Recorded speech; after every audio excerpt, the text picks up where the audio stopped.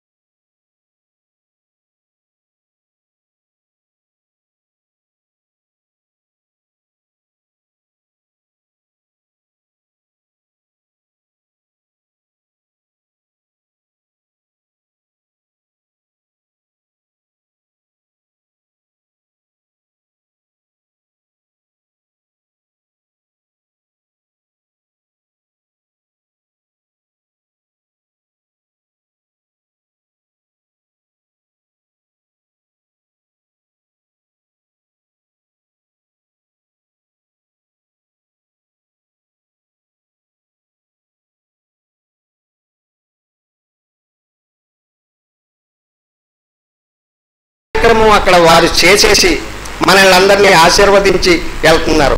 అంటే భౌతికంగా ఉండేటటువంటి విషయానికంటే అభౌతికంగా వచ్చినటువంటి ఆశీర్వాదము మనకి శాశ్వతంగా అది మనకి ఆ విషయం అప్పుడులో తెలియదు, తర్వాత కానీ మనకి ఆ విషయం తెలియబడదు. అంతటి ఆశీర్వాదం ఉంది ఈ ఆరాధనా కార్యక్రమాల్లోనూ. అలాగే ప్రతి ఒక్కరూ సేవ చేయాలి అని అనుకుంటే ఎవ్వరు కూడా ఏ రకమైనటువంటి సేవలను పూర్తిగా చెయ్యలేము. అయితే మనకి అందుబాటులో ఉండేటటువంటి ఇప్పుడు కార్యక్రమాల్లో ఎన్నో సేవలు ఉన్నాయి.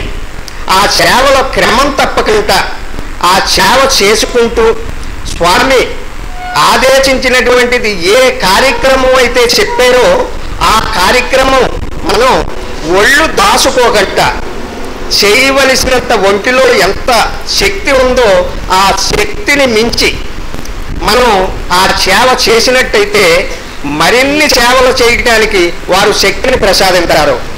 ఎందుకంటే శక్తిని ఎలా ప్రసాదించారు అని మనం అనుకోవచ్చు. నాకు చిన్న అనుభవం ఉంది. స్వామి రాజమండ్రిలో చదువుకునేటప్పుడు కాలేజీల్లో కొన్ని గొడవలు జరిగినాయి. ఆ గొడవలు జరిగినప్పుడు నేను అన్నాను, బాబు మీరు అక్కడ గొడవలు జరుగుతున్నాయి, మీరు ఈరోజు కాలేజీ మానేయండి బాబు అన్నాను. అంటే లేదండి నేను అసలు ఆ గొడవల్లోకి వెళ్ళను, నేను అసలు ఆ గొడవలో ఉరిపంచాలి నేను ఉండను అని చెప్పేసి అన్నారు. అన్న తర్వాత నాకు అదే దృష్టి ఉండిపోయింది. ఆ రాత్రి నాకు ఒక విషయం చూపించారు స్వామి. ఎలా అంటే అవతల నుంచి వందలాది మంది స్వామి మీదకి వచ్చేస్తున్నారు. వాళ్ళందరూ పెద్ద పెద్ద వ్యక్తులు కర్రలు పట్టుకొని వచ్చేస్తున్నారు. వచ్చే లోపల స్వామి వెళ్ళిపోతున్నారు వాళ్ళ మీదకి. వెళ్ళిపోతుంటే నేను చూసి, బాబు మీరు వెళ్ళొద్దు, మీరు ఇక్కడే ఉండండి, నేను వెళ్తాను వాళ్ళని పట్టణాకి అని చెప్పేసి అన్నాను.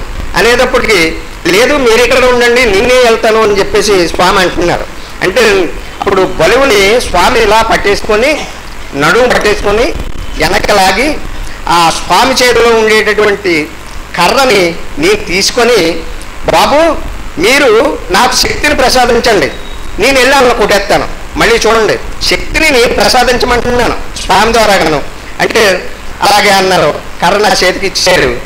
నేను ఆ కర్ర ద్వారా నాలో ఏదో ఒక శక్తి ప్రసాదించింది, వచ్చేసింది అన్నమాట. స్వామిలో నుంచి ఆ కర్రలో నుంచి నాలోకి వచ్చేసింది ఆ శక్తి.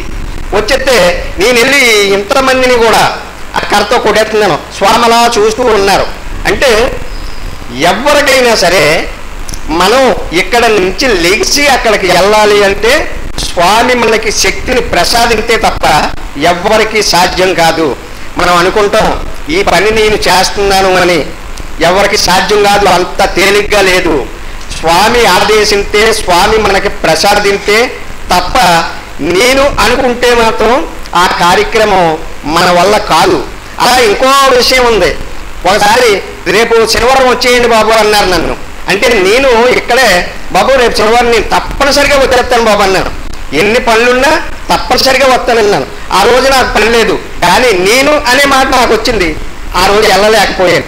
ఏంటి నాకు ఈ రోజు కార్యక్రమం లేదు, పని లేదు, స్వామి ఆదేశించాను, నేను వెళ్ళలేకపోయాను అంటే తర్వాత గుర్తొచ్చింది, నేను ఎన్ని పనులున్నా నేను వస్తాను బాబు అంటే నేను అనగానే అహంకారం వచ్చేసింది. అందుకని మనకి ప్రతి ఒక్కరికి కూడా అహంకారము ఎవరికైతే ఉంటుందో వారికి స్వామి ఆ విషయం మనకి తెలియబడదు.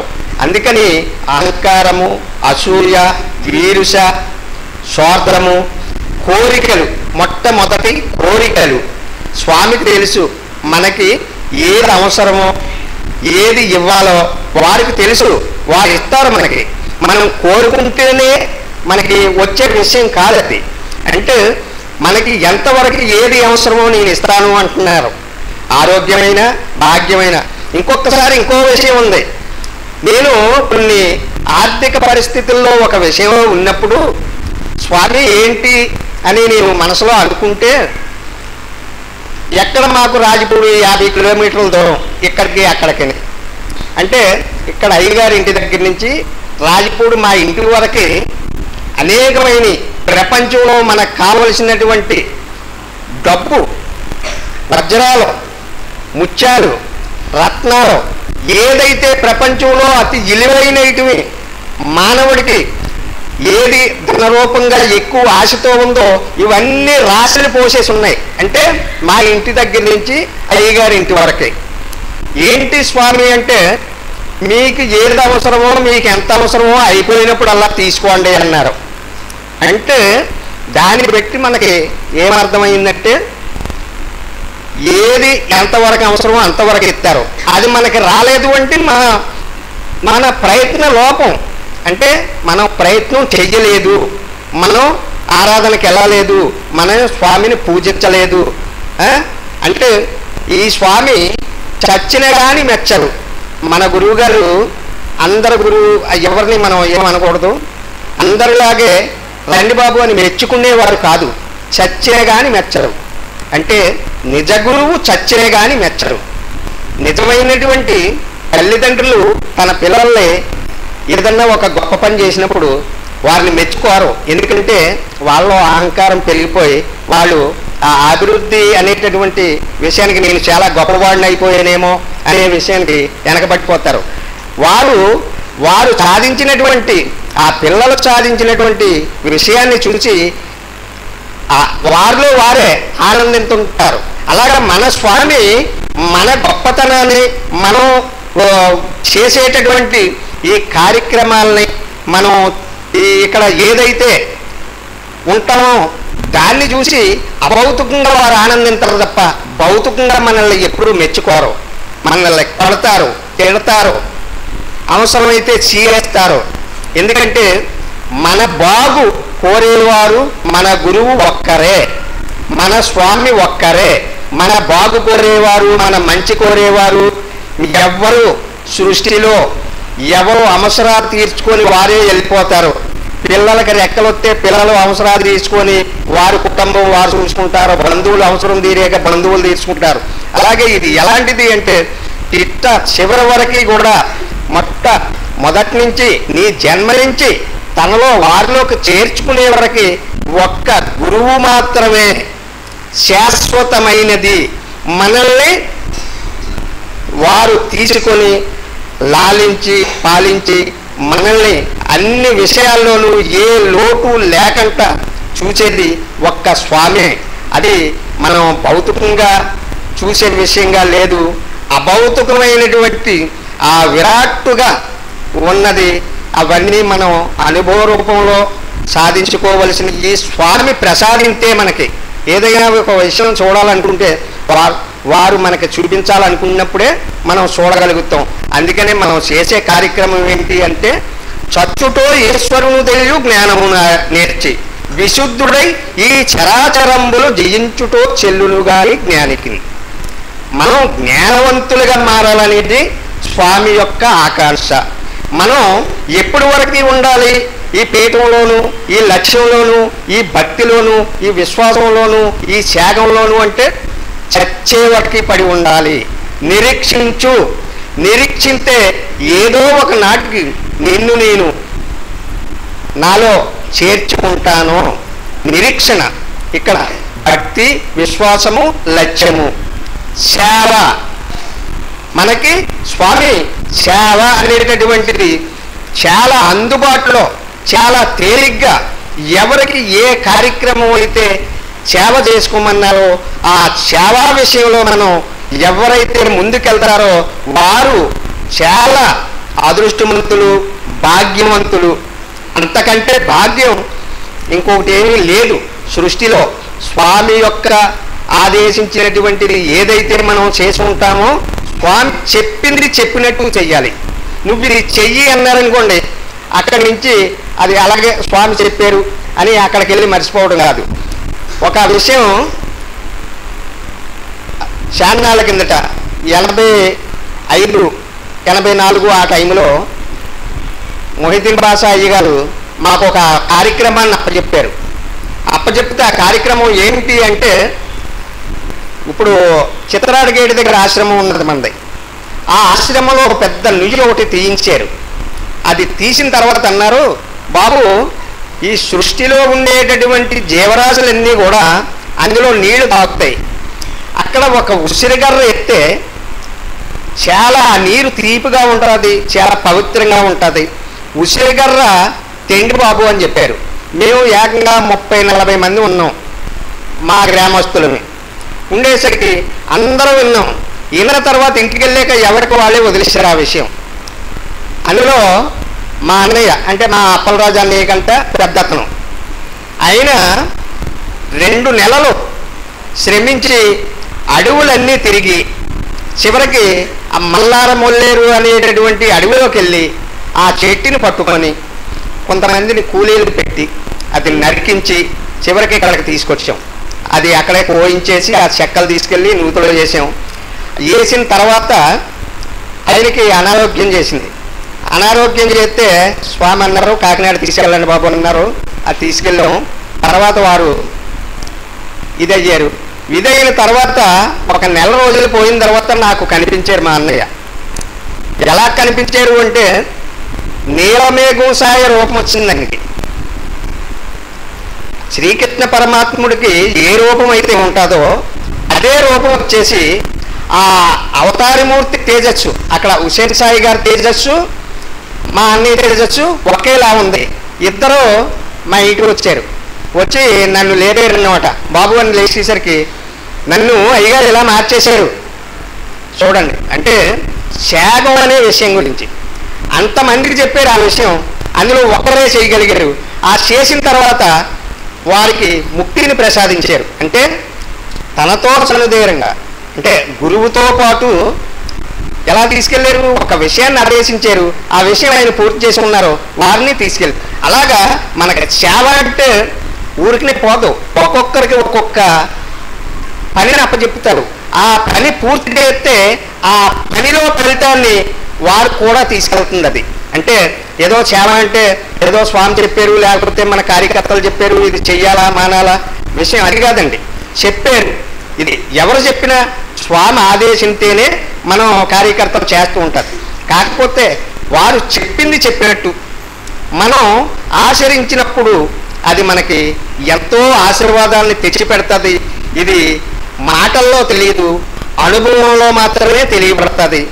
మరి వారికి ఆ ఒక్క పని చేసినందుకు వారికి ముక్తిని ప్రసాదించారు. అది జరిగిన తర్వాత స్వామి పిలిచి అన్నారు, రాజపూడికి ముక్తి వచ్చేసింది బాబు అన్నారు.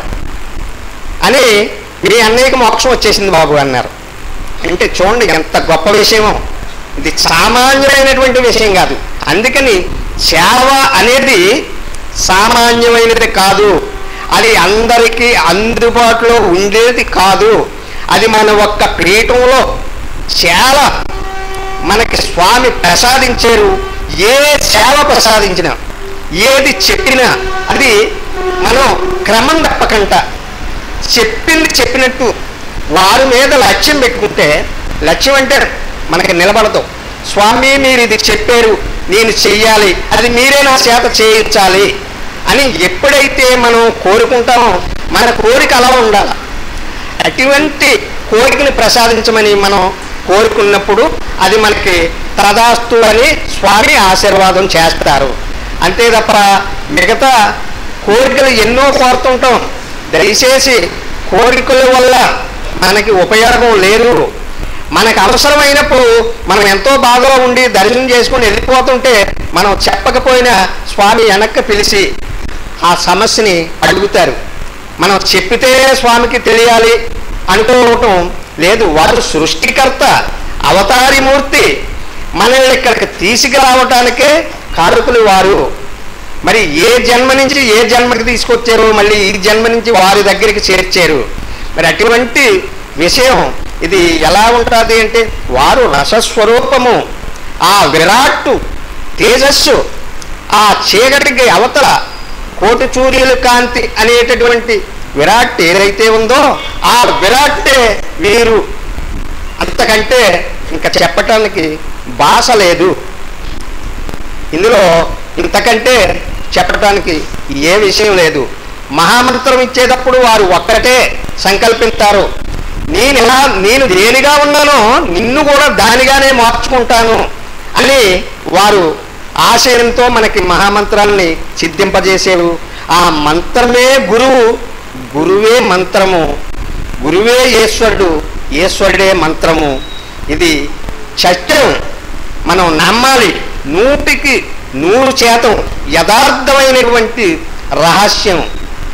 మనం ఎప్పటి వరకు ఉండాలంటే చచ్చే వరకు పడి ఉండేలాగా ఆశీర్వాదం చెయ్యండి స్వామి అని మనం కోరుకోవాలి.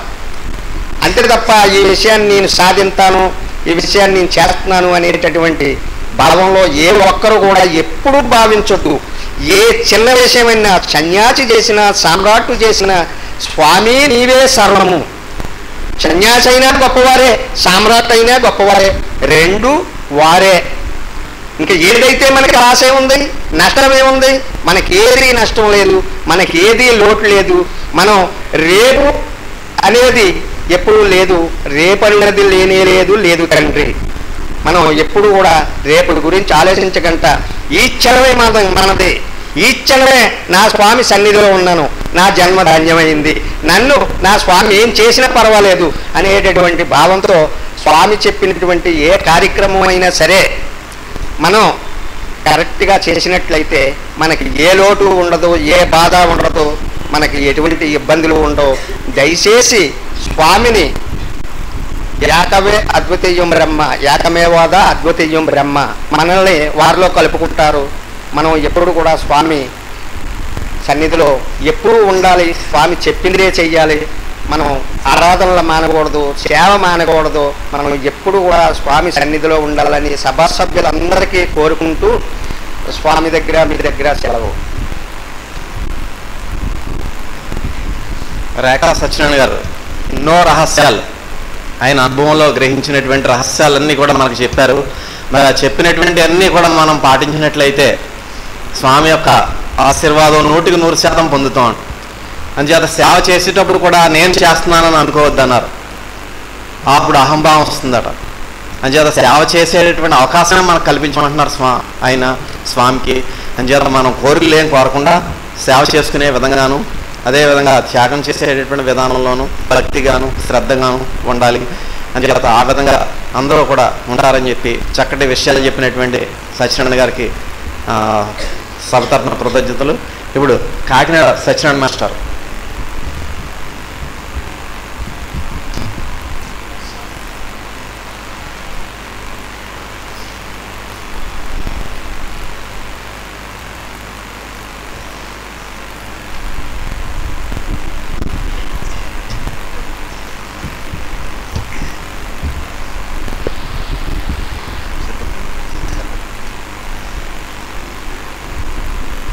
గురు బ్రహ్మ గురుర్విష్ణు గురుదేవో మహేశ్వర గురు సాక్షాత్ పరబ్రహ్మ తస్మై శ్రీ సద్గురువే నమః.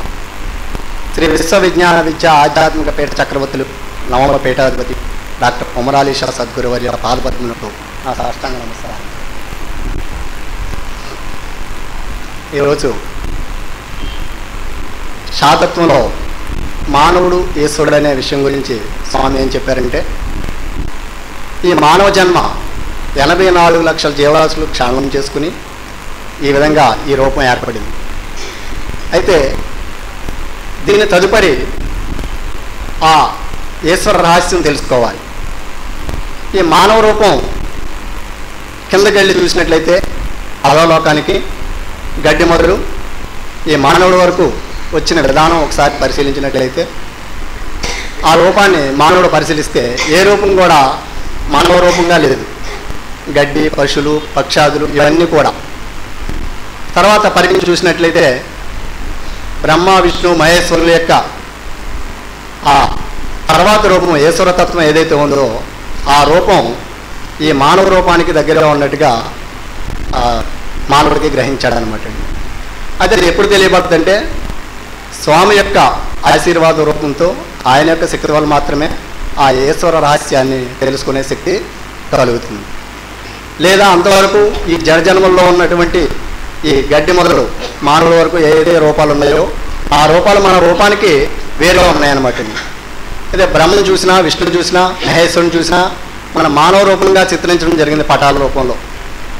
ఇవన్నిటికీ అంటే అతీతమైన శక్తి ఏదైతే ఉందో ఈశ్వర రహస్యం, అదే మన గురుస్వరూపం. గురుస్వరూపం తెలియాలంటే మనం ఆయన యొక్క ఆశీర్వాదంతో ఈ ఒకదాని తర్వాత ఒకటి బ్రహ్మ విష్ణు మహేశ్వరుల యొక్క ఈ శక్తి కంటే మించినది ఈశ్వరతత్వం ఏదైతే ఉందో ఆ తత్వం అనేది మన గురుస్వరూపం అని మనకు తెలియబడుతుంది అనమాట అండి. ఇకపోతే ఈ తత్వాన్ని తెలుసుకోకుండా భ్రాంతి అనే శక్తి మనకి రకరకాల రూపంలో మనని అడుగు పెడుతూ ఉంటుంది. ఈ లోకంలో భ్రాంతి ప్రతి ఒక్కరికి కూడా పురుషుడైన అయినట్లయితే స్త్రీ రూపంలోను, స్త్రీకి పురుషుడి రూపంలోను, అలాగే కొంతమందికి బంగారం రూపంలోను, కొంతమంది భార్య యందు వ్యామోహం, కొంతమంది బిడ్డలందు భ్రాంతి. ఈ విధంగా లోకంలో భ్రాంతి రకరకాల పరీక్షలు పెడుతూ ఉంటుంది.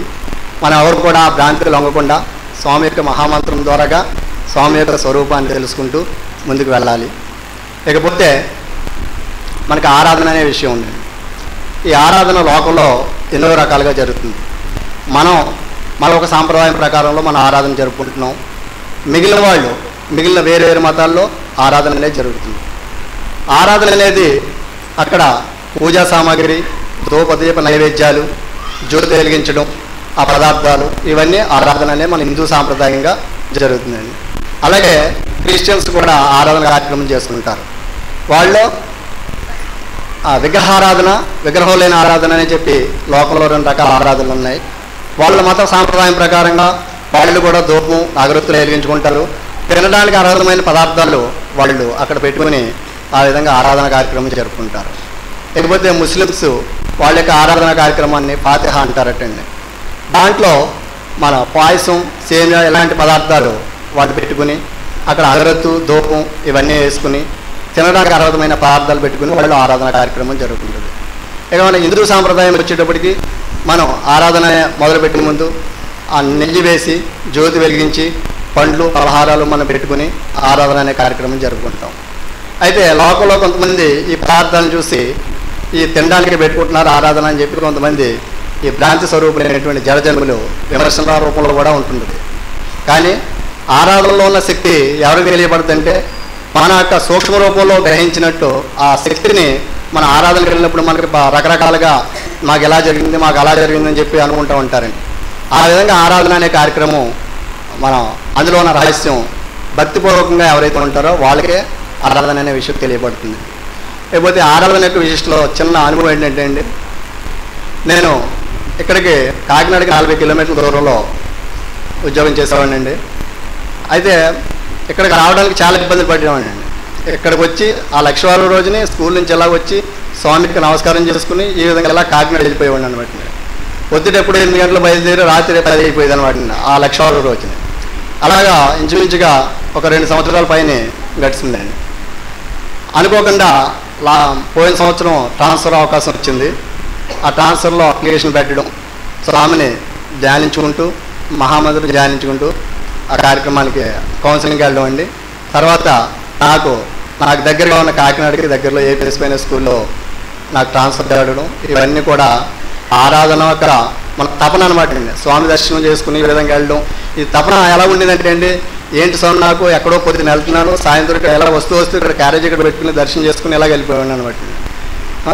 అని చెప్పి ఈ తపనతో స్వామి నన్ను దగ్గర చేర్చో స్వామి అని చెప్పి మహామంత్రం ధ్యానించుకుంటూ ఆ తపన ఉండడం వల్ల నాకు ఈ ఆరాధనకి ప్రతి వారం వెళ్ళడం వల్ల నాకు ఈ విధంగా జరిగింది. ఆ విధంగా సభ్యులందరూ కూడా ప్రతి ఒక్కరూ ఆరాధన అనే కార్యక్రమం జరుపుకుంటూ మనం ఉన్న స్థితి, ఈ మానవ జన్మ అర్థలోకానికి ఉన్న ఈ జనజన్మల యొక్క పరిస్థితిని తెలుసుకుని పై లోకాలు ఉన్న ఆ ఈశ్వర తత్వానికి ప్రతి ఒక్కరూ వెళ్ళడానికి ప్రయత్నం చేయాలని కోరుకుంటున్నాను. ఈ అవకాశం ఇచ్చిన స్వామికి నా నమస్కారాలు. మానవుడు ఈశ్వరుడిగా పరిణామం చెందాలి అంటే, ఆ జడత్వం నశించాలంటే ఆరాధన ద్వారా మనకి ఆ జడత్వాన్ని నశించేసి ఈశ్వరత్వాన్ని ప్రసాదం చేయడమే కాకుండా మనకి కావాల్సినటువంటి కోరికలు కూడా నెరవేరేటట్టు చేస్తారని చెప్పి ఆయన యొక్క అనుభవాన్ని చక్కగా చెప్పారు. సత్యనారాయణ మాస్టర్ కృతజ్ఞతలు. ఇప్పుడు ఇందాక అనుభవం చెప్తానారండి ఎవరో కానీ ఎవరు బాబు ఇందాక అనుభవం చెప్తున్నారు? పేరు కాదు, ఎవరమ్మా?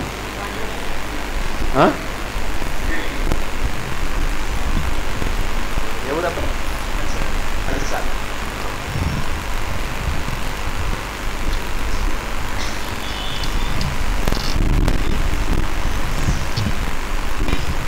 శ్రీ విద్యా ఆధ్యాత్మికపీఠంలో ఈ రోజున మహామంత్రం తీసుకున్నాం అంటే అంతా స్వామి గారిదే అండి. నాకు ఒకసారి తేలు కుట్టిందండి. తేలు కొడితే నవారి మంచం కూడా ఆగలేదండి. నవారి మంచం కూడా కొట్టారు నన్ను. పలపల తెంపానండి ఆ తేలు కుట్టిన బాధగా. తెంపేస్తే చాలా బాధ భరించలేకపోయానండి. అక్కడికి మందులు ఇక్కడికి మందులు చాలా పడారండి, అయినా తగ్గలేదండి. మళ్ళీ సరే మహామంత్రం తీసుకున్న తర్వాత నేను తేలు కుట్టిందండి. నాకు తేలు కుట్టిన సమయంలో అది ఏళ్ళని మహామంత్రం అనుకుంటూ వచ్చానండి. కానీ ఏ బాధ లేదండి నాకు. ముందుసారి తేలు కుట్టింది నేను చచ్చిపోతాను అనుకున్నాను. నెక్స్ట్ సారి మళ్ళీ తేలు కుట్టిందండి, నేను నిజంగా చచ్చిపోతాను అనుకున్నానండి. అంతా స్వామి గారు ఆ రైట్ కళ్ళకు వచ్చి ఈ 2 సీట్లు పట్టుకొని ఇలా లాగేశారండి. ఆ బాధ అంతా కూడా ఆ మహానుభావు శ్రీహరి పెట్టారు నాకు. నేను పిఠాపురం ఒక సంవత్సరం బట్టి వస్తానండి. ప్రతి ఆరాధన కూడా వస్తాను నేను. మా నాన్న వెళ్ళొద్దంటాడండి, కానీ నాకు మనసంతా కూడా ఇక్కడ తాగుతుంది. ఒకరోజు గీసాల గంగరాజు అలా తీసుకుని ఆరాధన బయలుదేరాడండి. వర్షం పడుతుందండి. నేను సెంటర్కి వచ్చాను. ఏ తమ్ముడు ఆరాధన వస్తుందని అడిగానండి. వస్తాడంటే నాకు మనసు బాగా కలిసి ఏడుపు వస్తుంది. నాకు సెంటర్లో ఎడుతుంది. ఇంటికి పోయి మంత్రులు పడుకుని ఏడ్చేస్తున్నాను. మా నాన్న ఇంటిరే ఏడుతున్నాడు. నేనన్నా తప్పు చేశాను, అందరూ కూడా తిరుగుతున్నానా, నాకు ఏ బ్యాడ్ అలవాటు లేదు, అందరూ రకరకాలు చేస్తున్నారా, నాకు ఏ అలవాటు లేదు నాన్న, నేను మంచి కోసం వెళ్తున్నాను, నువ్వు వద్దంటున్నావు. మా నాన్న కూడా పెద్దల్ని గౌరవించానండి. మా నాన్న ఏమన్నా రాగానే నాలో నేను తెగేడిసానండి. నేను ఆ స్వామి అడుగుడిని కూడా నాకు కాసి కాపాడికి వచ్చారండి. అందుకే సెలవు అండి.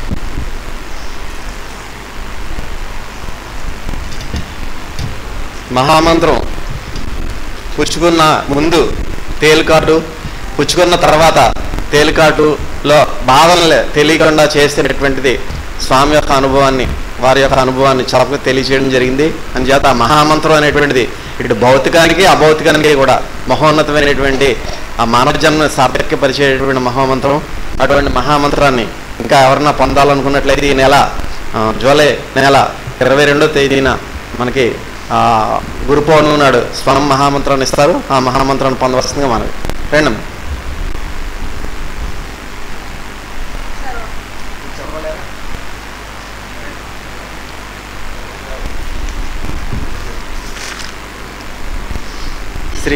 శ్రీమతి యాండ్ర చంద్రావతి గారు, యాండ్ర రాముడు గారు, వారి యొక్క అనుభవం. శ్రీ శ్రీ శ్రీ విశ్వ విజ్ఞాన విద్య ఆధ్యాత్మిక పీఠాధిపతులకు నా సాష్టాంగ నమస్కారములు. నా పేరు యాండ్ర చంద్రవతి. మాది రఘుదేవపురం గ్రామం, సీతానగరం మండలం, తూర్పుగోదావరి జిల్లా. మా చెల్లి గారు అమ్మాయికి 2005లో చాలా జబ్బు చేసింది.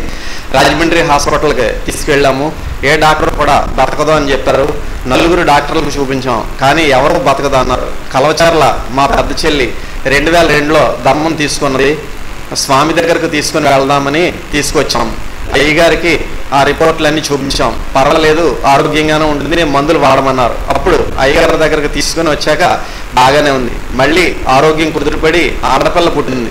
తల్లి పిల్ల క్షేమంగానే ఉన్నారు. అప్పుడు నాకు నమ్మకం కలిగి అయ్యగారి దగ్గర 2006లో మహామంత్రం పొందాను. నేను హైదరాబాద్ వెళ్ళి వస్తుండగా రాజమండ్రిలో ఆటో ఎక్కాను. కాటవరం వచ్చేటప్పటికి యాక్సిడెంట్ అయింది. స్వామి స్వామి అని పిలుస్తుండగా అప్పుడు 10 మంది వచ్చి ఆటో లేవదీశారు. స్వామి దయవల్ల అందరూ బాగానే ఉన్నాం. నా 3వ అనుభవం 2008లో మా ఆయన గారికి చాలా జబ్బు చేసింది. సీతానగరం శశిగల్లా హాస్పిటల్కి తీసుకెళ్ళాం. డాక్టర్ గారు రాజమండ్రి తీసుకెళ్ళిపోండి, నా వల్ల కాదు అన్నారు. నేను రాజమండ్రి తీసుకువెళ్ళాను. చావైనా బతికైనా స్వామి చూసుకుంటారు అని చెప్పాను. పక్షవాతం కింద వచ్చి కన్ను మూతు వంకరపోయాయి. వెంటనే మందులు వేస్తారు. ఆ మందులకు అంతా కుదిరిపడింది. స్వామి దగ్గరకు తీసుకొని వచ్చి స్వామికి కానుక ఇస్తానని దండం పెట్టుకున్నాను. తెల్లవారు అయ్యేసరికి మామూలు మనిషి అయ్యి కూర్చున్నారు. ఒక నెల రోజులకి స్వామి దగ్గరికి వచ్చి కానుక సమర్పించుకున్నాను. అప్పటి నుండి ఆరోగ్యంగానే ఉన్నారు. 5/6/2013 తేదీన హఠాత్తుగా మా ఆయన గారికి కడుపులో నొప్పి వచ్చింది. వెంటనే రాజమండ్రి బొమ్మన కృష్ణకుమార్ హాస్పిటల్కి తీసుకెళ్లారు. వెంటనే స్కానింగ్లు చేసి రక్త పరీక్ష, నీరడి పరీక్ష చేశారు. ఆయనకి హార్ట్ అటాక్ వచ్చింది. కాకినాడ తీసుకుని వెళ్ళమన్నారు. లేదంటే ప్రైవేట్ హాస్పిటల్లో చూపించుకుంటాము అని అన్నాను. 70,000 80,000 అవుతుంది, అమ్మ బొల్లినేని హాస్పిటల్కు తీసుకువెళ్ళమన్నారు. అప్పటికి రాత్రి 11 గంటలు అయింది. ఈ అర్ధరాత్రి ఎక్కడికి తీసుకుని వెళ్ళమండి, ఈ రాత్రికి ఇక్కడే ఉంటాము, దానికి తగ్గడానికి మాత్రలు ఇవ్వండి అని అన్నాను.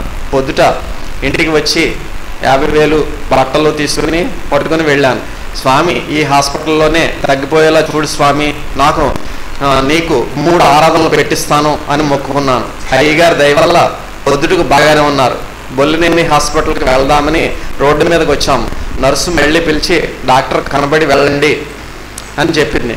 డాక్టర్ గారు వచ్చేదాకా ఉన్నాం. డాక్టర్ గారు మళ్ళీ పరీక్ష చేసి బాగానే ఉందమ్మా, ఏ లోపం లేదు అని చెప్పారు. ఇక ఇక్కడే ఉండి గుండె పరీక్ష చేయించుకోండి అని అన్నారు.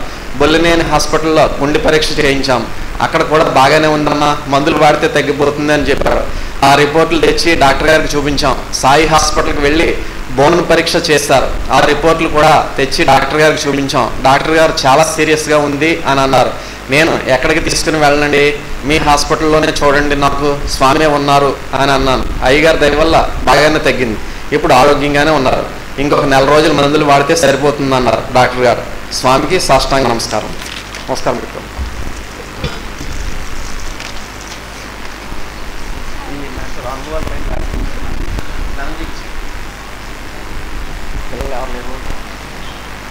స్వామి యొక్క సందేశాన్ని అందరూ కూడా అత్యంత భక్తి శ్రద్ధలతో వినాల్సిందిగా మనవి. సెల్ ఫోన్స్ ఆలస్యంగా వచ్చిన వారు కూడా దయచేసి స్విచ్ ఆఫ్ చేసుకోవాలి.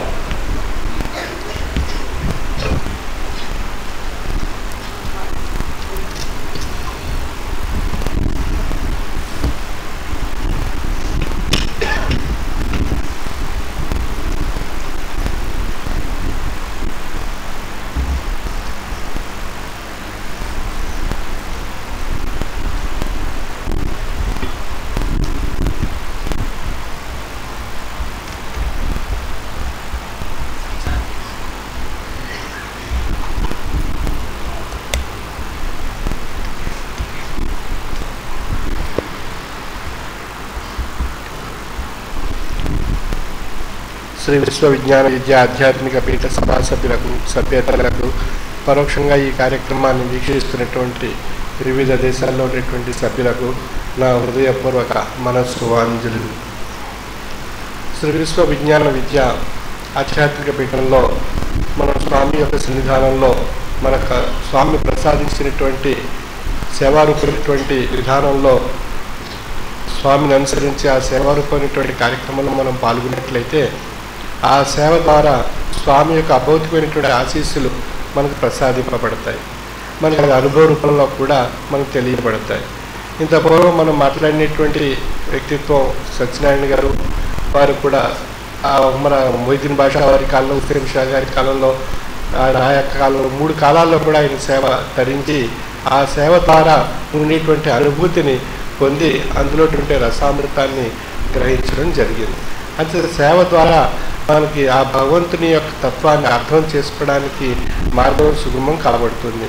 తాత్విక జ్ఞానం ద్వారా ఎన్నో లోతైనటువంటి విషయాలు మరి కొన్ని సందర్భాల్లో అవగాహన కాకపోవచ్చు, లేదా అందులో ఉండేటువంటి విషయం లోతైనటువంటి విషయం మనకు తెలియబడకపోవచ్చు.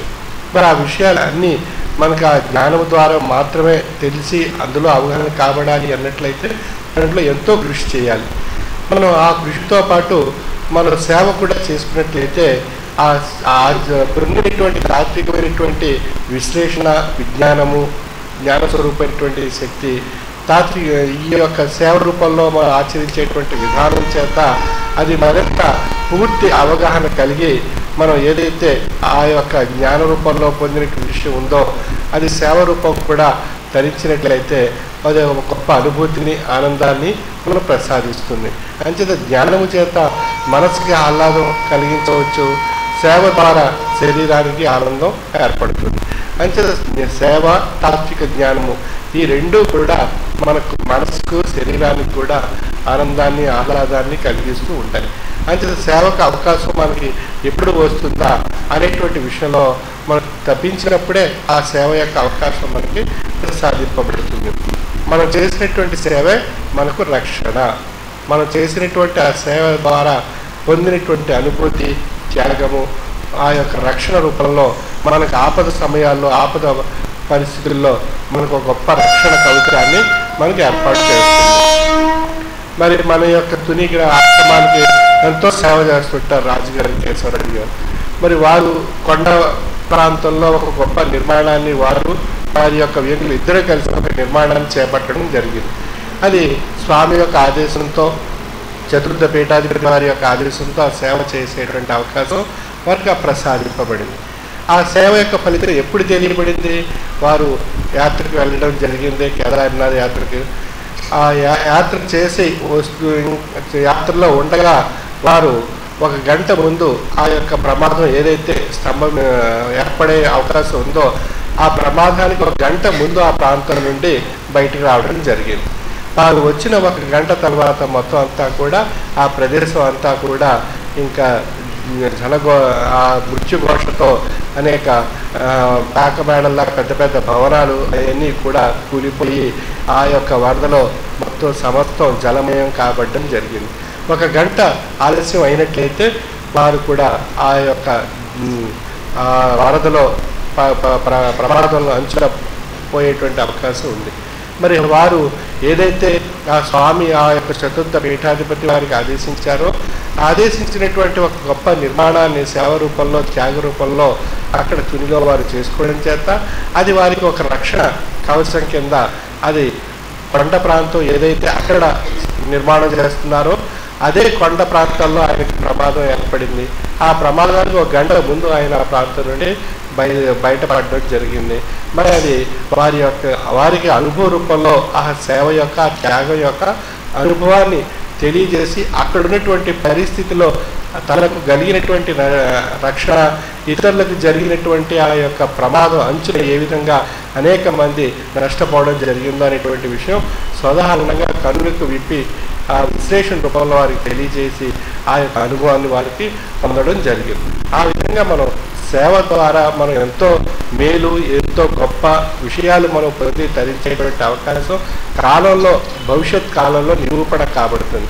మనం సేవ చేసినంటే మనం ఆశిస్తుంది మన మనసు, నేను సేవ చేసుకున్నాను, నాకు ఇది కావాలి, అది కావాలి అని చెప్పి మనం భ్రాంతి స్వరూపమైనటువంటి ఆశతో ఆశిస్తుంటాం.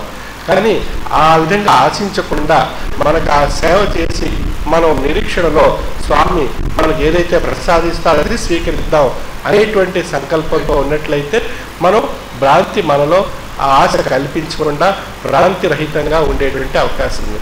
ఎప్పుడైతే భ్రాంతి రహితంగా ఉంటామో అప్పుడు స్వామి తన యొక్క ఉత్కృష్టమైనటువంటి యోగికమైనటువంటి శక్తిని ఆ సమయంలో ప్రసాదించడం జరుగుతుంది. అప్పుడు ఆ కాలంలో వారికి అనుభవ రూపంలో ఆ అనుభూతి వారికి తెలియబడి అది రక్షణ స్వరూపంగా, అది లబ్ధి రూపంలో ఏ విధంగా తను పొందగలిగాననేటువంటి విషయం ఆ సమయంలో తనకి ఉత్పన్నం కాబడుతుంది. ఆ అభిప్రాయం, ఆ యొక్క భావన, ఆ యొక్క లబ్ధి. అందుచేత అప్పటి వరకు మనం నిరీక్షించాలి. అంచేత మనం సేవ చేసుకున్నాం, త్యాగం చేసుకున్నాం కాబట్టి నాకు ఇది ఈ త్యాగం చేసిన దానికి, ఆ సేవ చేసిన దానికి మరుక్షణాన్ని నాకు లబ్ధి కావాలి, ఆ సేవ ద్వారా ఏం పొందాను లబ్ధి, అది ఏది ఆ లబ్ధి ద్వారా నేను సమస్తమైనటువంటి విషయాలు పొందాలి అనేటువంటి ఆశతో మనం సేవ చేసినట్లయితే అది స్వార్థంతో కూడినటువంటి సేవగా పరిగణింపబడుతుంది. ఏదైతే మనం నిస్వార్థంతో మనం సేవ చేసి నిస్వార్థంతో సేవ చేసిన దానికి నిరీక్షణ తోడైనప్పుడు అది రక్షణగా మనకు ఏ సమయంలో ఆ ప్రసాదం ప్రసాదింపబడి అనుభవ రూపంలో తెలియపరచవలసి ఉందో కాలం అనేటువంటి ఆ భవిష్యత్తు రూపంలో అది ఆ రూపంగా ఆ సమయంలో అనుభవ రూపంలో తెలియబడుతుంది. అప్పుడు ఆ యొక్క పూర్వపు విషయాన్ని పూర్వం మనం చేసుకునేటువంటి సేవకు ఈ రోజున మనం ఆ రక్షణ పొందినటువంటి విషయానికి మనం బ్యారేజ్ వేసుకున్నట్లయితే అప్పుడు మనకు తెలియబడుతుంది మనం ఇది సేవ యొక్క ఫలితం ఈరోజు మనం పొందగలిగాం అనేటువంటి ఆ నిరూపణ వారికి కాబడుతుంది. ఈ విధంగా సేవ ద్వారా మనం ఎన్నో మన యొక్క జీవన విధానంలో ఈ విషయాలు పొంది అనుభవ రూపంలో తరించేటువంటి అవకాశం ఉంది. అంచేత సేవ ద్వారా జ్ఞానం యొక్క యథార్థమైనటువంటి విషయాన్ని కూడా గ్రహించడానికి అవకాశం ఉంది. జ్ఞానం ద్వారా కొన్ని విషయాలు మనకు అవగాహన కాకపోవచ్చు. ఆ సమయంలో ఆ సేవ ద్వారా మనం ఏదైతే జ్ఞానం ద్వారా మనం పొందినటువంటి విషయం ఉందో అది సేవ రూపంలో మనకు అందులో ఉండేటువంటి యథార్థాన్ని అనుభవ రూపంలో తెలియజేయడం జరుగుతుంది. అప్పుడు ఆ రెండింటి విషయాలు జ్ఞానం ద్వారా పొందినటువంటి విషయం సేవ ద్వారా అది అనుభవ రూపంలో గ్రహించడం చేత మనకు అది నిరూపణ నిదర్శనగా తెలియబడుతుంది. అది గొప్ప అనుభూతి ఆనందాన్ని మనకు కలిగజేస్తుంది. అదే మహత్యంగా నిరూపణ కాబడుతుంది. అంటే మన పీఠం యొక్క తత్వము అనుభవంపై మోసి ఉంది అని చెప్తున్నారు స్వామి శ్రీ విశ్వ విజ్ఞాన విద్య ఆధ్యాత్మిక పీఠం యొక్క తత్వము. అందుచేత ఇది డాంబికాలకు, వేషభాష్యాలకు, బెస్పరిజంలకు, కనికట్టు విద్యలకు, గారీలకు తావు లేనిటువంటి తత్వస్వరూపం విశ్వ విజ్ఞాన విద్య ఆధ్యాత్మిక పీఠం యొక్క తత్వము. కదా ఆ జ్ఞాన మహాసభను తెలుపు జ్ఞానము దేహమునందు ఆత్మ విజ్ఞానము ఏ గతిని కలుగుతాలినో ఎట్లది ముక్తి పొందునో దేనిని గ్రహించిన నిజము తెలియనో ఆ వివరములన్నీ మానసికంబుగా తెలియ మార్గము వేరు కాదని ఎంచరాదట అని చెప్తున్నారు. అంటే జ్ఞాన మహాసభలో అంటే స్వామి యొక్క సన్నిధానంలో జ్ఞానం యొక్క స్వరూపం యొక్క లక్ష్యం చేత మన ఏకాగ్రత చేత అందులో ఉండేటువంటి విషయం గ్రహించి మన భౌతిక దినచర్యలో అది అనుభవ రూపంలో గ్రహించాలనేటువంటి విషయం చేత సేవ రూపంలో మనం ప్రయాణం చేసినప్పుడు మన యొక్క మనుగడలో ఈ యొక్క దేహంలో ఉండేటువంటి ఆ భ్రాంతిని, మనసులో ఉండేటువంటి భ్రాంతిని, ఆశను తొలగించి నిస్వార్థం రూపంలో మనకు నిరీక్షణ రూపంలో మనకు ఆ యొక్క జ్ఞానం యొక్క యోగ్యమైనటువంటి శక్తిని మన యొక్క అనుభవంలో తెలియచేయడం చేత అది గొప్ప మహత్యంగా మన యొక్క మనసుకి నిరూపణ కాబడుతుంది. ఆ విధమైనటువంటి నిరూపణ చేత మానసిక ఆనందము, శారీరకమైనటువంటి ఆనందం మనం పొందగలుగుతున్నాం. ఆ విధంగా ఉత్కృష్టమైనటువంటి యోగిపోయినటువంటి సేవ ద్వారా అంతే మానవ సేవే మాధవ సేవ అనేటువంటి విషయం కూడా మన ఆర్యోక్తి మనకు తెలిసినటువంటిది.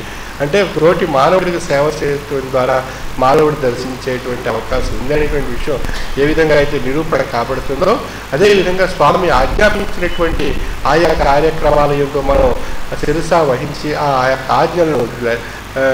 యొక్క ఆజ్ఞలను మనం ఆచరిస్తూ మనం ఆ సేవ రూపంలో మనుగడ సాగించినట్లయితే ఆ సేవ యొక్క పరిణామ రూపమైనటువంటి శక్తి మనకి ఏ విధంగా రక్షణ కవచంగా మనకి నిరూపణ కాబడుతుందో ఆయా విషయాలందు మనకి అనుభవ రూపంలో మనకు తెలియబడుతుంది.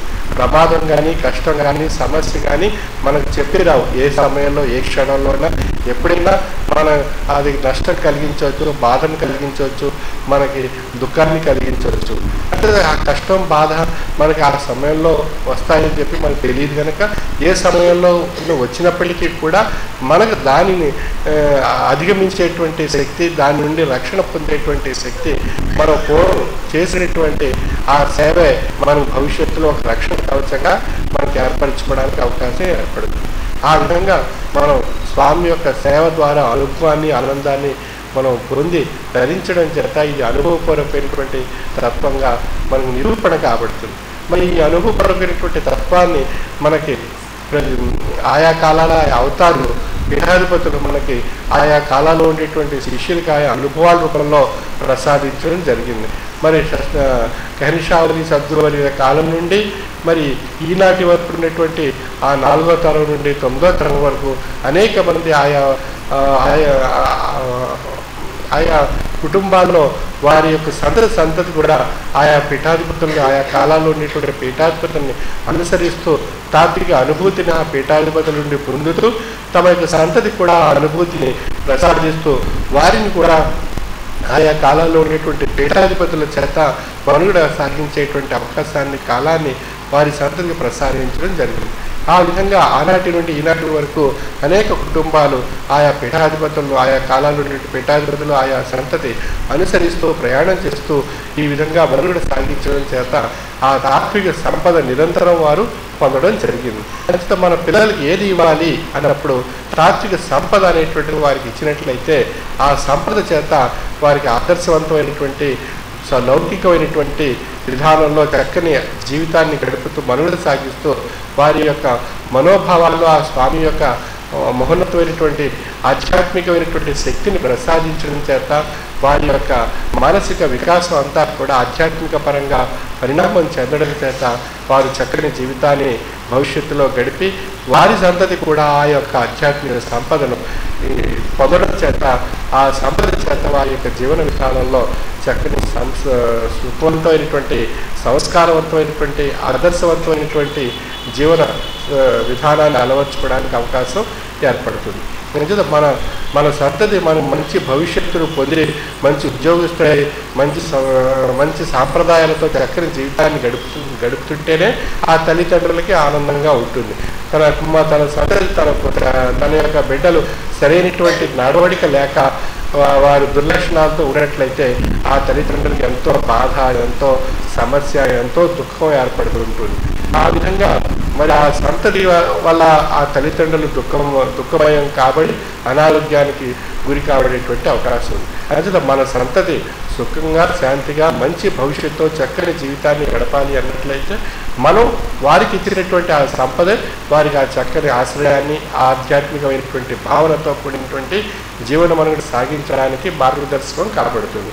మనం ఏం ఆశిస్తాం? భౌతికమైనటువంటి విధానంలో ఇన్ని మేడలు కొనాలి, ఇన్ని ఎకరాలు కొనాలి, ఇంత ధనాన్ని ఇవ్వాలి, ఇంత సంపాదించి అదంతా సమస్తం సమకూర్చి మన బిడ్డలకు ఇవ్వాలి అని చెప్పి మనం భావిస్తుంటాం.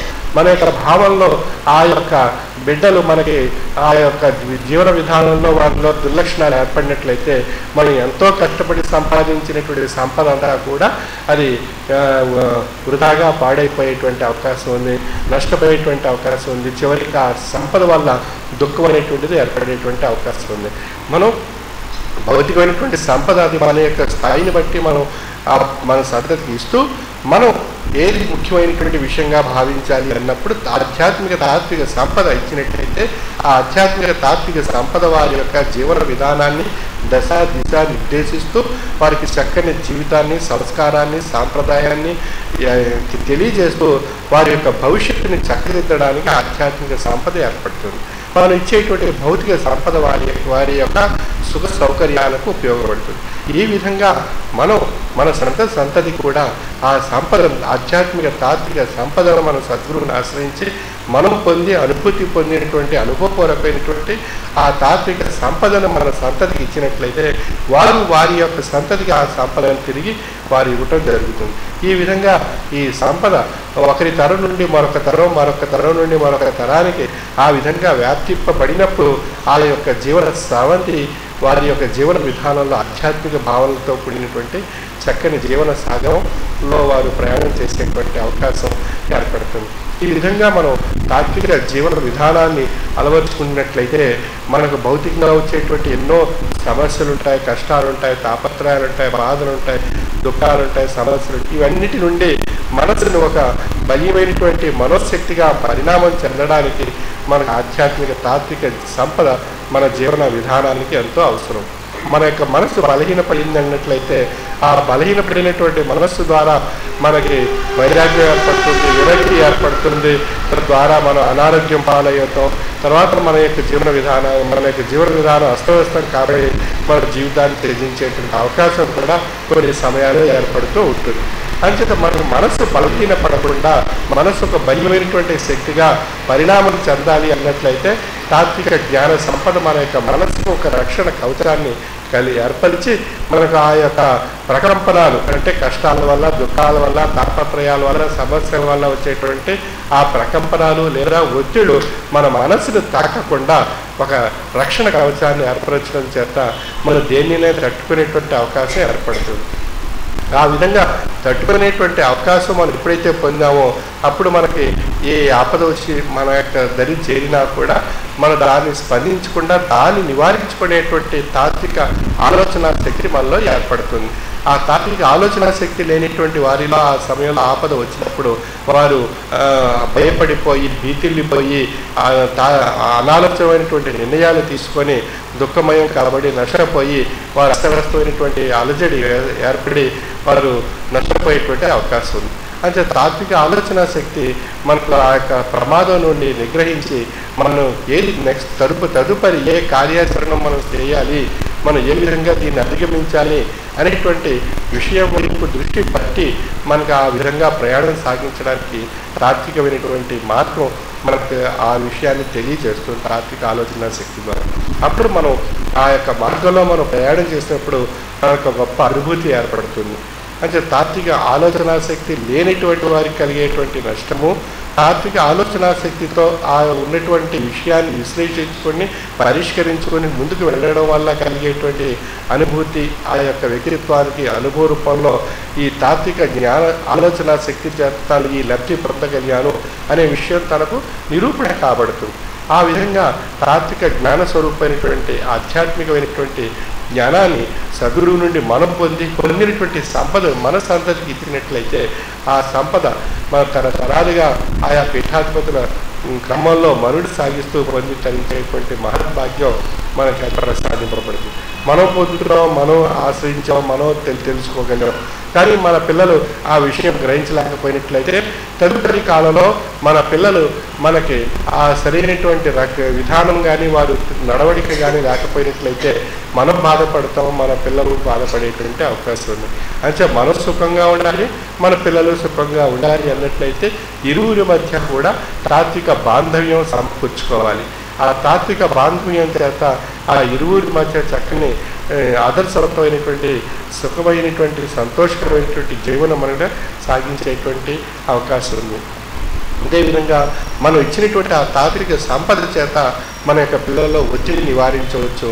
వారి యొక్క భవిష్యత్తులో ఈనాటి సమాజంలో ఉన్నటువంటి పోటీతత్వంలో వారు ఏ విధమైనటువంటి అలజడికి గురి కాకుండా ప్రశాంతంగా ఉన్నటువంటి ఆ యొక్క అర్హతని సాధించడానికి చక్కని వారు పరిష్కార మార్గాల్ని వారిలో వారే ఆ యొక్క తాత్వికమైనటువంటి అనుభూతితో కూడినటువంటి ఆలోచన శక్తి చేత పొంది ఆ యొక్క పోటీతత్వంలో కూడా వారు మంచి ఉన్నతిని సాధించడానికి అవకాశం ఏర్పడుతుంది. ఇందువల్లనప్పుడు అక్కడ ఒత్తిడి ఉండదు, అలజడి ఉండదు, అశాంతి ఉండదు. ఉన్నటువంటి విషయాన్ని శాంతియుతంగా ఎటువంటి ఒత్తిడి గురి కాకుండా చక్కని విశ్లేషణతో వారి యొక్క ప్రశాంతతతో కూడినటువంటి వాతావరణంలో తాత్వికమైనటువంటి ఆలోచన శక్తితో దాన్ని ఏ విధంగా పరిష్కరించుకోవాలి అనేటువంటి భావనతో ప్రయత్నం చేయడం జరుగుతుంది. అందువల్ల అక్కడ ఎటువంటి ఒత్తిడి కానీ, ఎటువంటి అలజడి కానీ, ఎటువంటి అశాంతి కానీ, ఆందోళన కానీ అక్కడ దరి చేరేటువంటి అవకాశం ఉండదు. అందువల్ల వారు ఆ యొక్క పోటీతత్వంలో అర్హత సాధించి మంచి ఉన్నతిని పొందేటువంటి అవకాశం ఉంది. ఆ విధంగా మనకు అటు విద్యాభ్యాసంలోనూ, వారి యొక్క ఉద్యోగావకాశాల్లోనూ, వారి యొక్క జీవన విధానంలోనూ, వారికి వారి యొక్క తల్లిదండ్రులకి మధ్య ఆధ్యాత్మిక బాంధవ్యం చేత సంతోషకరమైనటువంటి వాతావరణం యొక్క సంసారంలో కుటుంబంలో ఏర్పడేటువంటి అవకాశం ఉంది. ఆ విధమైనటువంటి ఆధ్యాత్మిక సంపద మన పిల్లలకు ఇచ్చి వారిని మంచి భవిష్యత్ తరాలో మంచి జీవన విధానాన్ని సాగించేటువంటి అవకాశాన్ని వారు పొంది తరించాలనేటువంటి భావనతో మనం పొందినటువంటి సంపదను వారికి ఇచ్చి ఆ విధంగా మనం మనుగడ సాగించినట్లయితే ఆ యొక్క ఫలితం మనం పొందుతూ మన యొక్క సంతతి పొందుతూ మన యొక్క సమాజంలో మనం ఈ పీఠం యొక్క సభ్యుడిగా మనం ఏ విధమైనటువంటి సంతోషాన్ని, ఆనందాన్ని, తృప్తిని ఏ విధంగా అయితే పొందగలుగుతున్నామో అనేటువంటి అనుభవం మనం గ్రహిస్తూ ఎదుటివారు మనం చూసి గ్రహించడానికి అవకాశం కూడా ఏర్పడుతుంది. ఆ విధమైనటువంటి అనుభవపూర్వకమైనటువంటి స్థితిని మనం పొంది స్వామి యొక్క కృపకు పాత్రలు కావాల్సిన మన యొక్క మనం